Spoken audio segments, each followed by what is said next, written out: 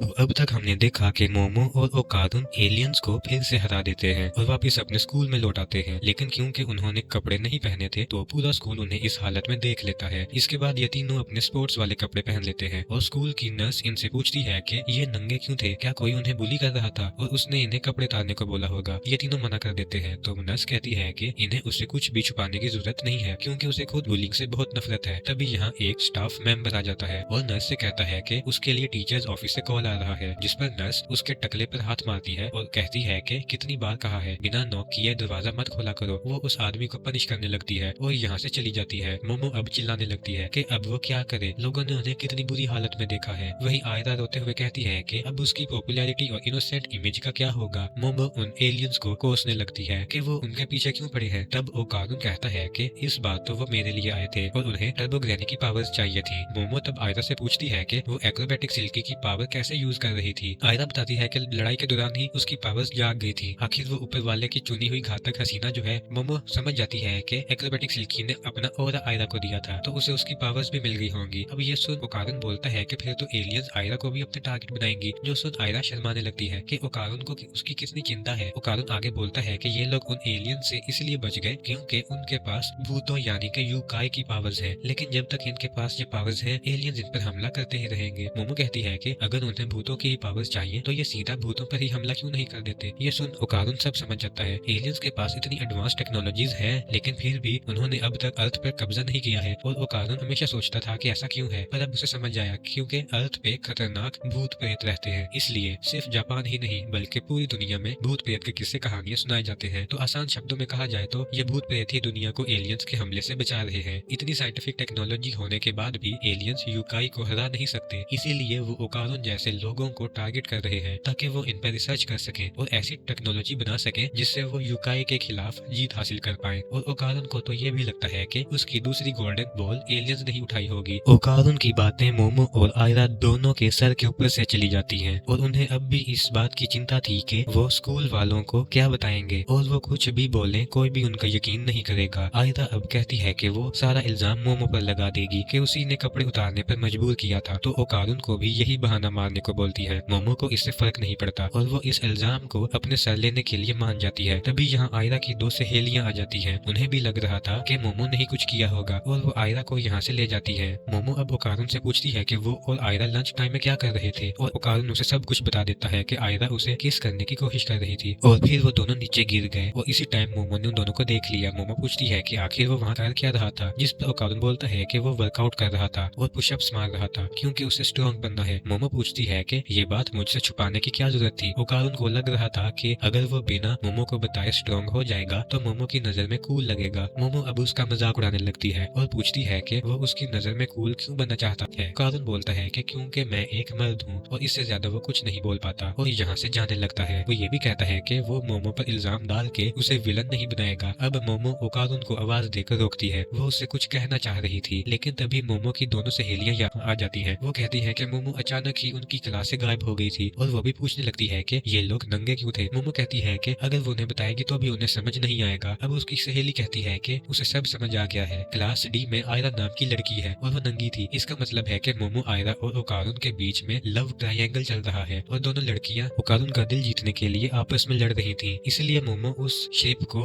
इतने गौर से देख रही थी ताकि वो उसकी तरफ पंच करना सीख जाए और लड़ाई में आयरा को हरा दे। दूसरी तरफ आयरा को उसकी क्लास वालों ने घेर रखा था और वो सब उसे बेचारी समझ रहे थे। आयरा कहती है कि वो उस बारे में कोई भी बात नहीं करना चाहती और वो मन में सोचती है कि उसकी पॉपुलैरिटी इतनी काम आई कि कोई भी उसके बारे में गलत सोच ही नहीं रहा। और तभी उसकी क्लासमेट्स बात करने लगते हैं कि ये सब उस लड़की मोमो ने किया होगा, वो जरूर मोमो की खूबसूरती से जलती होगी, हम मोमो से बदला जरूर लेंगे और उसे इसकी सजा मिलनी चाहिए। उन्हें मोमो के बारे में और भी गंदे र्यूमर्स फैलाने चाहिए ताकि उसे सबक मिले। अब मोमो के खिलाफ ये सब सुन आयरा को अच्छा नहीं लगता और वो सच बता देती है कि मोमो के लिए वो झूठा र्यूमर उसी ने फैलाया था, तो वो लोग मोमो के बारे में गलत बातें ना करें। ये सुन सब शॉक हो जाते हैं और आयरा क्लास के बाहर चली जाती है। आयरा बाहर जाकर अपना सिर पीटने लगती है क्योंकि उसने अपने हाथों से ही अपनी पॉपुलैरिटी खत्म कर दी थी। तभी मोमो यहाँ आ जाती है और आयरा को ऐसा अकेला बैठा देख वो समझ जाती है कि उसने मोमो के खिलाफ कुछ नहीं बोला होगा। अब अचानक ही इनके सामने वो क्रैब एलियन आ जाता है, उसमें से ढेर सारा व्हाइट लिक्विड गिर रहा था। वो कहता है कि मैं इस तरह घर नहीं जा सकता, मुझे अपनी फैमिली को पालने के लिए पैसे कमाने हैं। आयरा तुरंत अपने एक्रोबैटिक सिल्की वाले रूप में ट्रांसफॉर्म हो जाती है और मोमो भी उससे लड़ने के लिए तैयार हो जाती है, लेकिन वो क्रैब इन पर अटैक करने से पहले ही इनके साथ बेहोश होकर गिर जाता है और वो चिकी चीता का नाम लेता है। असल में चिकी चीता इस क्रैब का बेटा है। वो अपने बेटे को सॉरी बोलता है और अचानक ही उसकी आंख खुल जाती है। वो देखता है कि उसके शरीर पर किसी ने पट्टी बांध दी थी। ये क्रैब असल में मोमो के घर में था। मोमो अपनी दादी से कहती है कि ये देखो, ये एक एलियन है, लेकिन सही को भी यकीन नहीं करती और बोलती है कि एलियन तो कोई सनकी मॉन्स्टर लग रहा है, ये एलियन जैसा तो बिल्कुल नहीं लगता। तो ओकारुन उसे समझाता है कि कुछ थ्योरीज की माने तो कपा यानी कि समुद्री मॉन्स्टर भी एलियंस ही होते हैं। वो क्रैब अब इनकी बातें सुन खड़ा होता है और मोमो से कहती है कि लड़ने की कोशिश भी मत करना, मेरी दादी अब हमारे साथ है। वो क्रैब देखता है कि उसके बिस्तर पे कुछ खाने को भी रखा हुआ था। मोमो कहती है कि उन्हें पता नहीं कि एलियंस क्या खाते हैं, इसीलिए उसने थोड़ी कड़ी बनाई है। ये सब देखकर वो एलियन रोने लगता है और कहता है कि मेरा इतना अच्छा ख्याल आज तक किसी ने नहीं रखा, मैं अब कभी तुमसे लड़ाई नहीं करूंगा। इतना कहकर वो उस कड़ी को खाने लगता है। इसके बाद वो और भी खाना ठूसने लगता है तो सेइको उसे लात मार देती है क्योंकि वो उसकी फेवरेट डिश खत्म कर रहा था। वहीं टर्बो ग्रैनी ओकारुन को लात मारती है और आयरा और ओकारुन भी खाने के लिए लड़ रही थी। काफी टाइम तक लड़ने के बाद ये लोग खाना खत्म करते हैं और फिर क्रैब बताता है कि मेरा बेटा बीमार है। वो जब भी बाथरूम जाता है तो उसका ढेर सारा खून बहता है और हर दिन उसे नया खून चढ़ाना पड़ता है वरना वो मर जाएगा। क्रैब की पत्नी को भी यही बीमारी थी और वो पहले ही मर गई थी और अपनी बेटे की ट्रीटमेंट के लिए उसे ढेर सारे पैसों की जरूरत है। मेरे प्लेनेट पर जंग छिड़ी हुई है, इसीलिए मैं पैसे कमाने के लिए बाहर निकल गया था। उनका शरीर बहुत मजबूत होता है, इसलिए उन्हें बॉडीगार्ड टाइप का काम ही मिलता है, लेकिन ये क्रैब बहुत कमजोर है, इसलिए इसे कोई काम नहीं मिला, इसीलिए उसे गैर कानूनी काम करने पड़ते हैं जिनमें बहुत खतरा होता है। क्रैब अब रोने लगता है। ये सुन ओकारुन बोलता है कि वो उसके लिए क्या कर सकते हैं। अगर उसकी बेटे की मदद होती है तो ओकारुन अपना ऑर्गन देने के लिए तैयार है, जिसे बेचकर क्रैब को पैसे मिल जाएंगे। ये सुन मोमो कहती है कि उसे बोलने से पहले सोचना चाहिए, ढेर सारा पैसा परमानेंट सोल्यूशन नहीं है क्योंकि उसके बेटे को हर रोज ब्लड चाहिए। ओकारुन कहता है कि वो मुसीबत में है और वो बस उसकी मदद करना चाहता है। अब इन तीनों में बहस होने लगती है। क्रैब बोलता है कि मोमो सही कह रही है, मुझे कोई प्रॉपर जॉब ढूंढनी चाहिए। ओकारुन ने उसके लिए इतना सोचा यही काफी है, लेकिन मैं अब तुम लोगों के लिए और तकलीफ नहीं देना चाहता। इतना बोलकर क्रैब यहाँ से जाने लगता है, लेकिन सेइको उसे रोकते हुए बोलती है कि तुम्हारे ब्लड से बदबू आ रही है।